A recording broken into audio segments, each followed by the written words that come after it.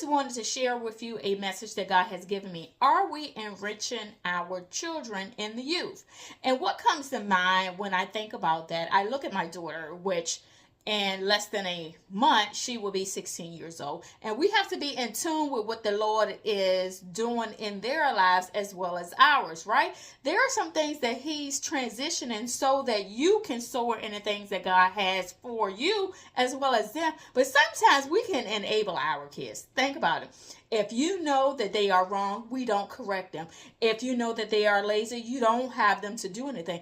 We have to train them up because they are the next generation of leaders. How are we helping the employers when we want them to be hired? We are not.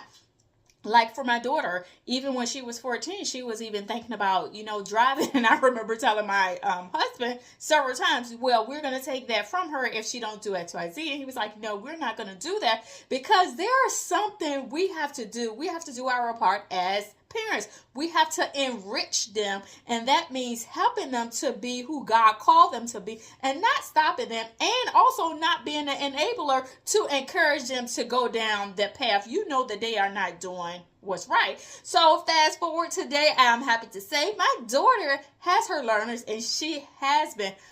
Thank God for His grace and mercy. This is actually my first time actually allowing my child, me being the one to initiate her driving. And with my son, it was different because I had hands-on with my sisters. They were actually hands-on, instrumental in his life with helping him to drive.